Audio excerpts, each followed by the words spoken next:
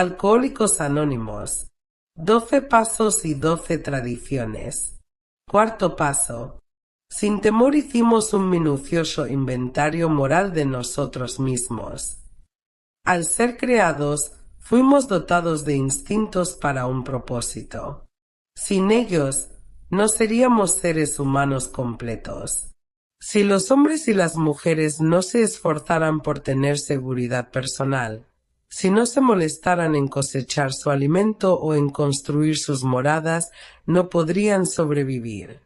Si no se reprodujeran, la tierra no estaría poblada.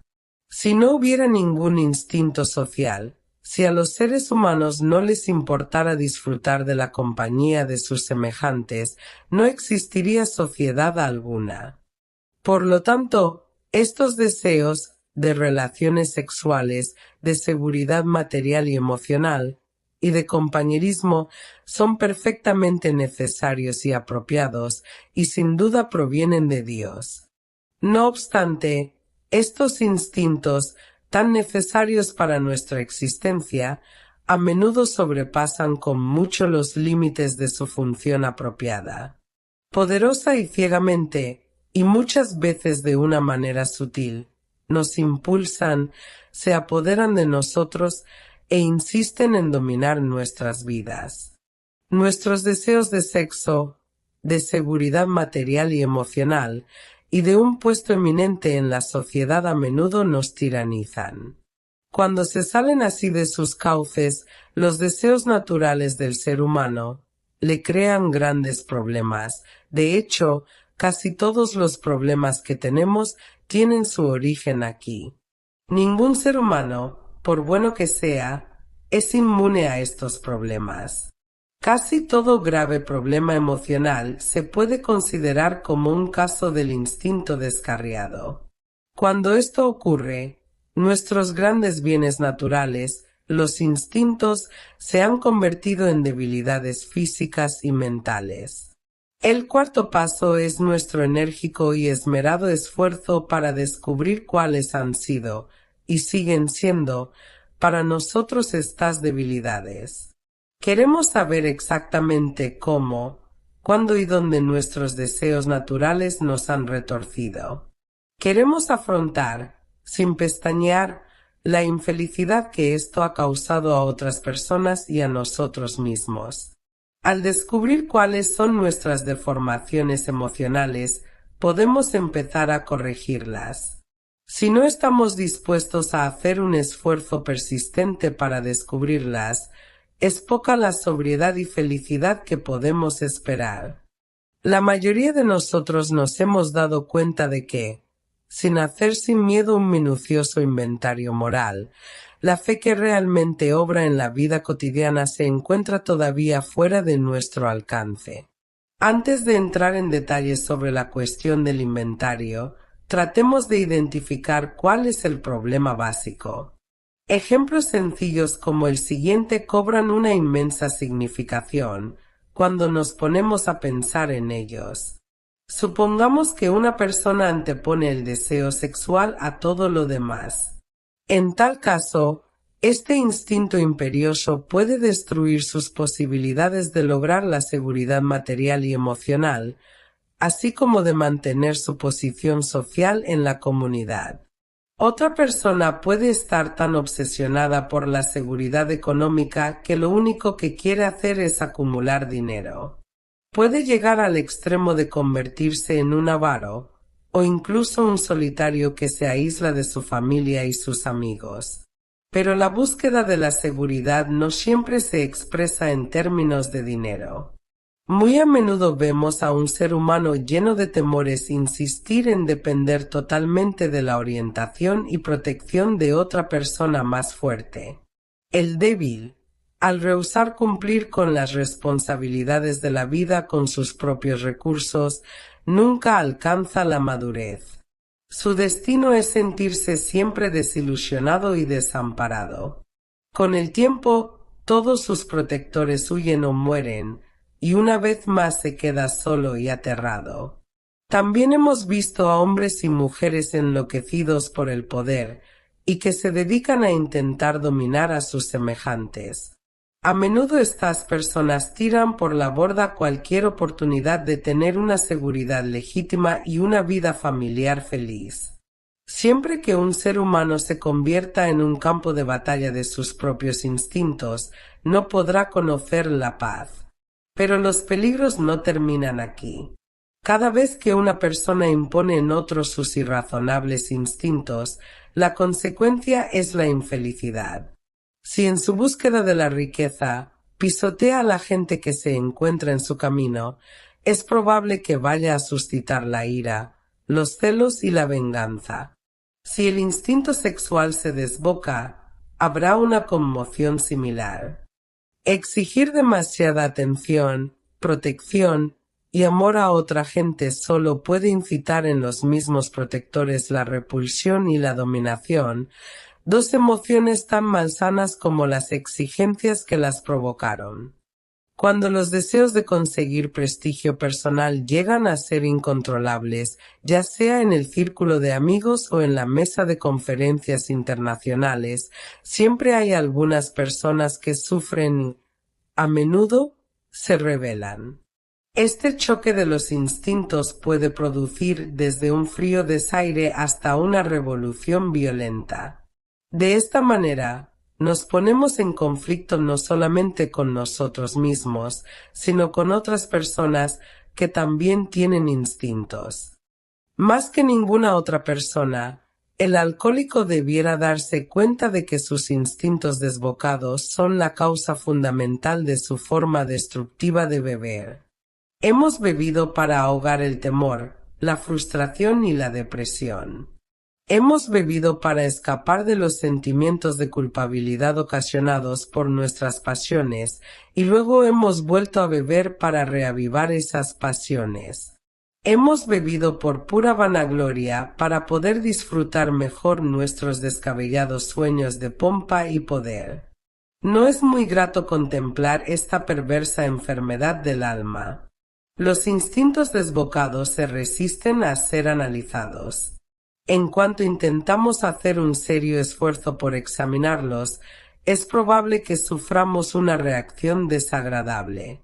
Si por temperamento tendemos al lado depresivo, es probable que nos veamos inundados de un sentimiento de culpabilidad y de odio hacia nosotros mismos.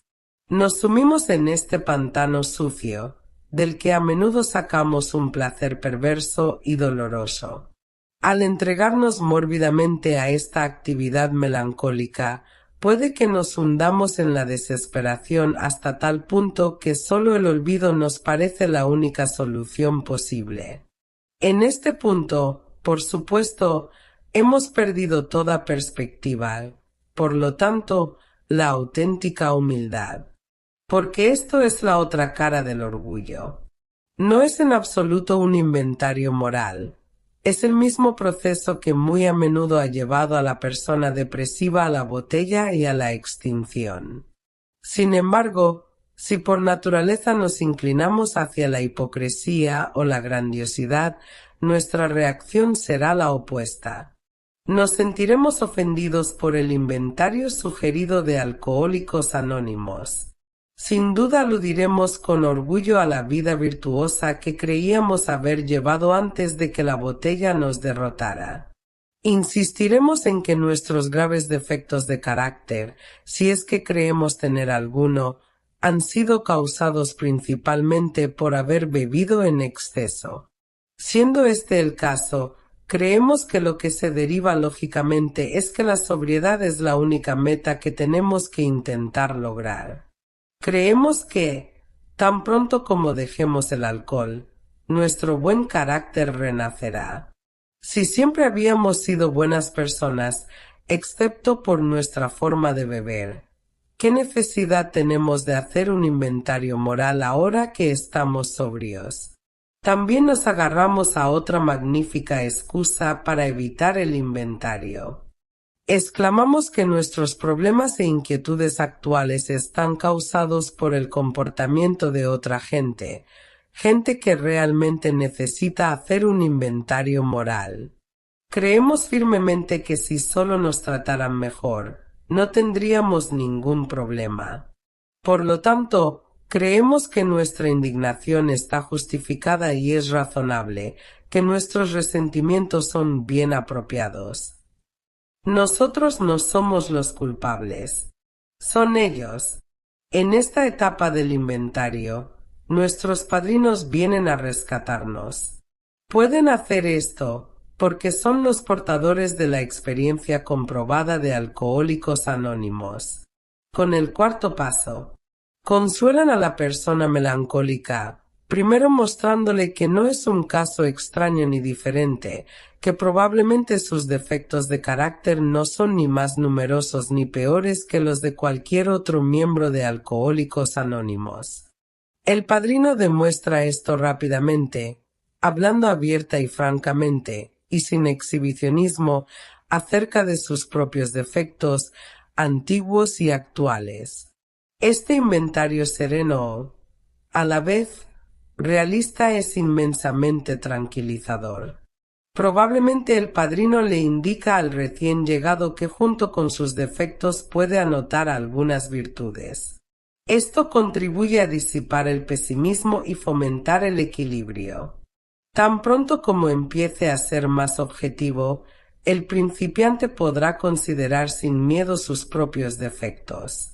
Los padrinos de los que creen que no necesitan hacer un inventario se ven enfrentados con un problema muy diferente, porque la gente impulsada por el orgullo de sí misma inconscientemente se niegan a ver sus defectos.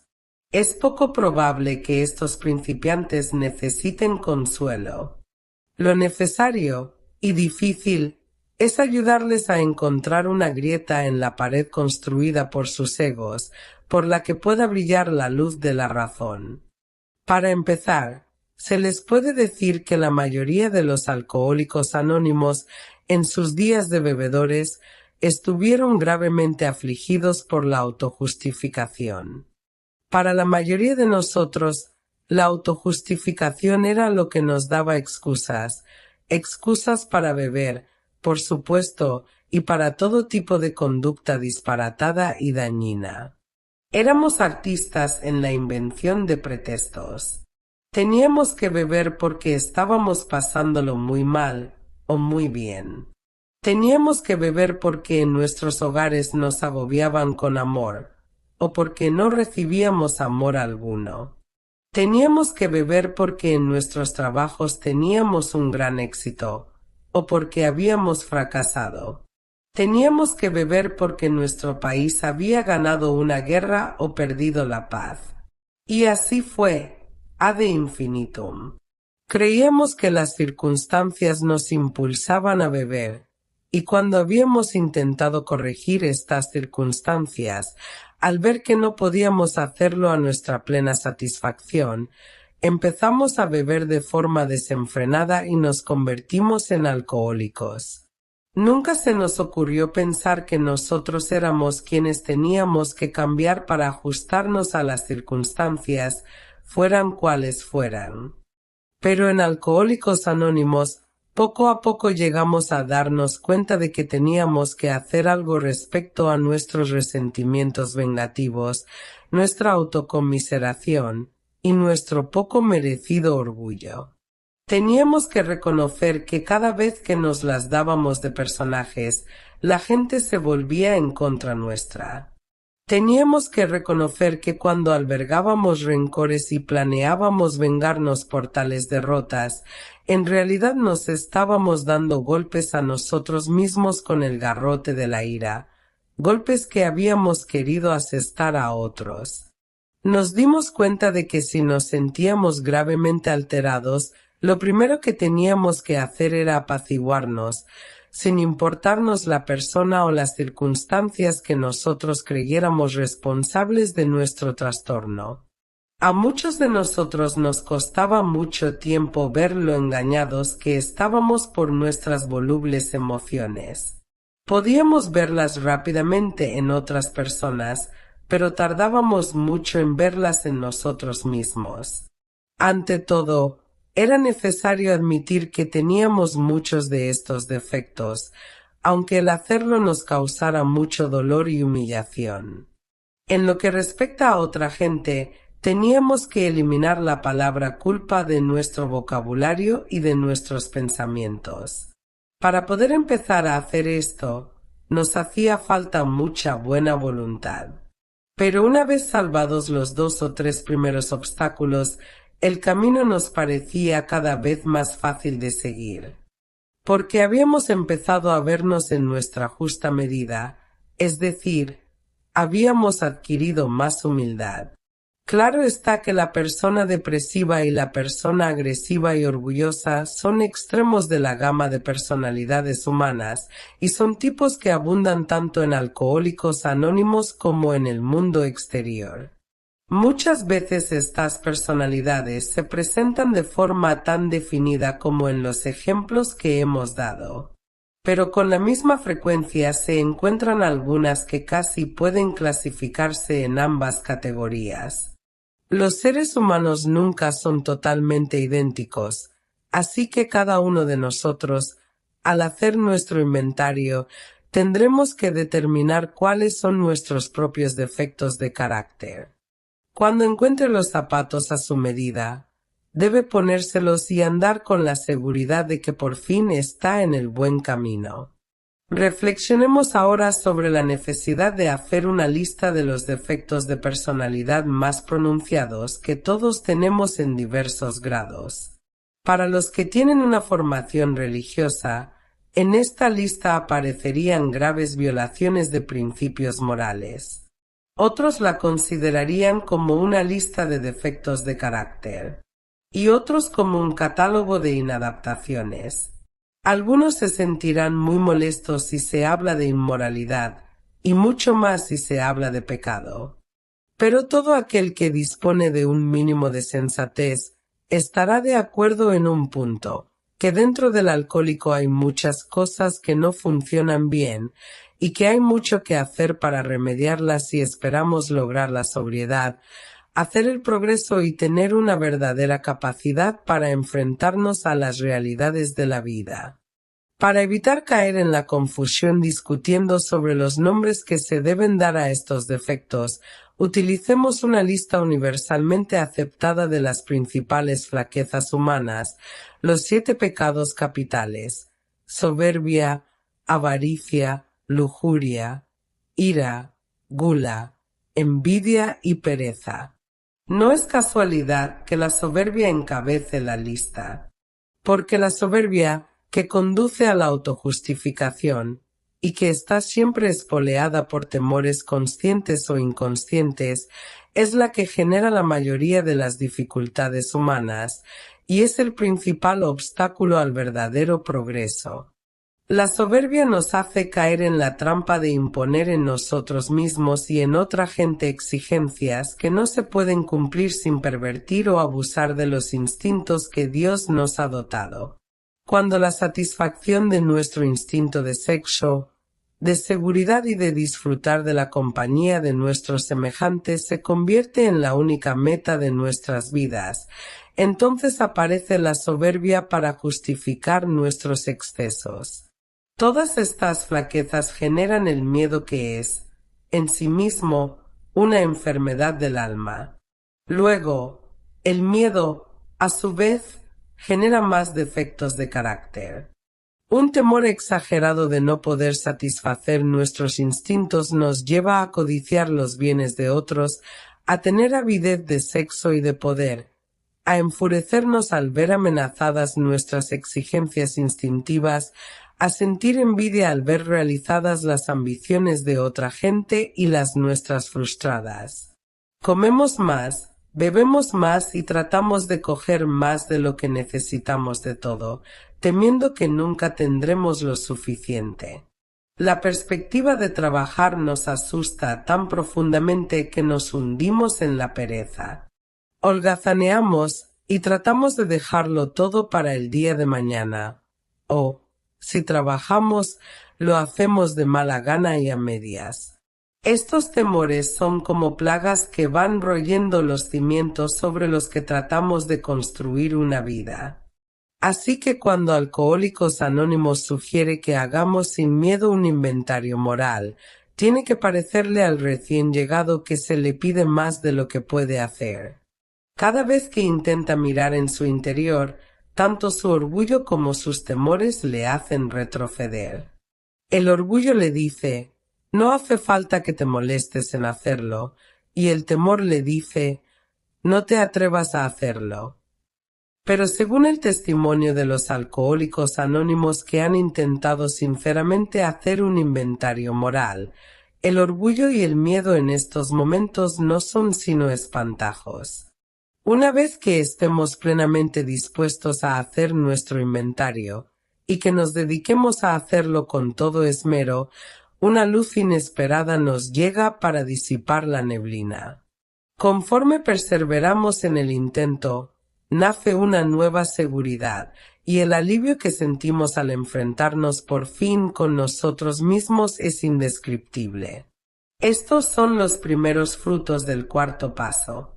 Al llegar a este punto, es probable que el principiante haya sacado las siguientes conclusiones: que sus defectos de carácter, que representan sus instintos descarriados, han sido la causa primordial de su forma de beber y de su fracaso en la vida, que, a no ser que esté dispuesto a trabajar diligentemente para eliminar sus peores defectos, tanto la sobriedad como la tranquilidad de mente quedarán fuera de su alcance, que tendrá que derribar los cimientos defectuosos de su vida y volver a construirlos sobre roca firme. Ahora, dispuesto a empezar la búsqueda de sus propios defectos, se preguntará a sí mismo, ¿cómo debo proceder exactamente? ¿Cómo hago un inventario personal?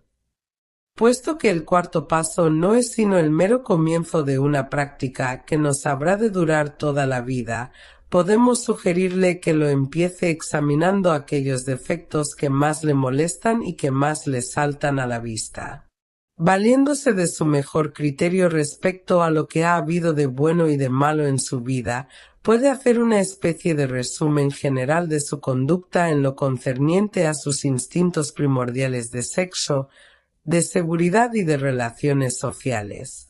Al repasar su vida anterior, puede comenzar fácilmente el proceso con una consideración de algunas preguntas como las siguientes: ¿cuándo, cómo y en cuáles circunstancias he hecho daño a otras personas y a mí mismo insistiendo en satisfacer mi deseo egoísta de relaciones sexuales? ¿Quiénes se vieron lastimados y cuál fue el daño que les hice? ¿Llegué a arruinar mi matrimonio y a herir a mis hijos? ¿Puse en peligro mi reputación en la comunidad? Precisamente cómo reaccioné ante estas situaciones en el momento en que ocurrieron. Me sentía consumido de un sentimiento de culpabilidad que nada podría aliviar.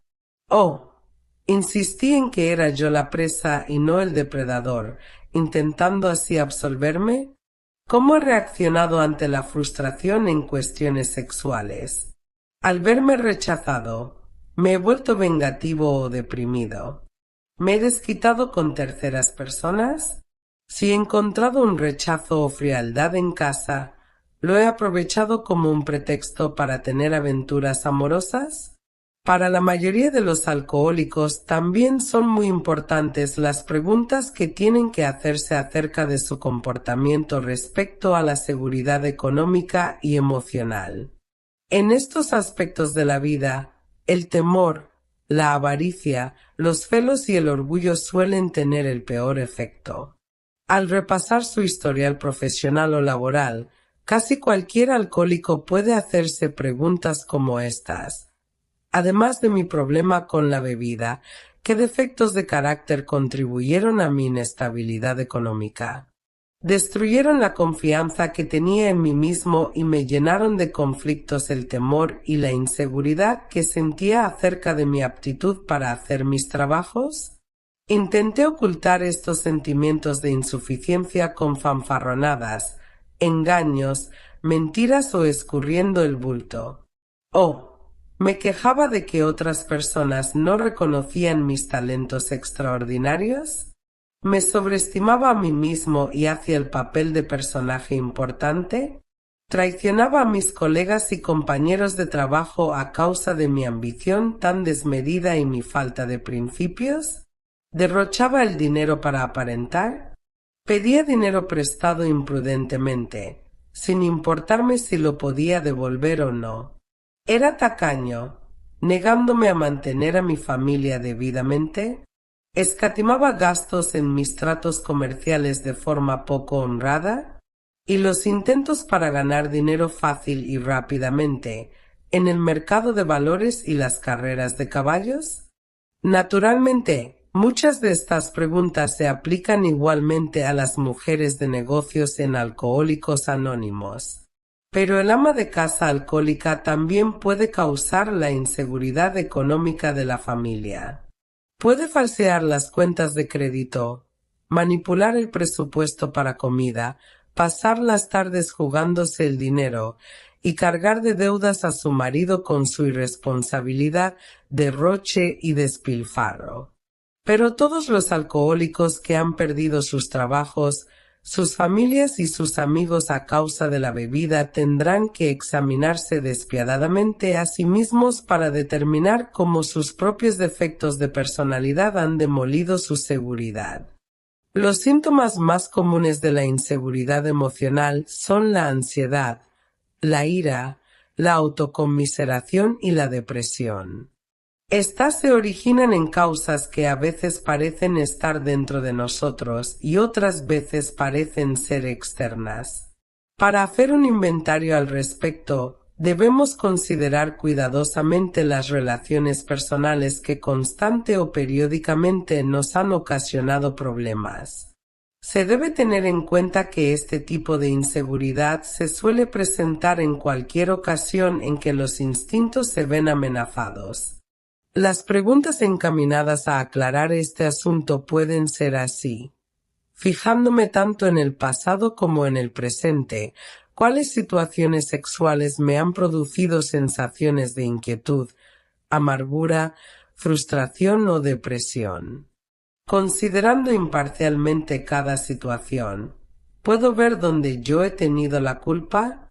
¿Me asediaban estas perplejidades debido a mi egoísmo y mis exigencias exageradas?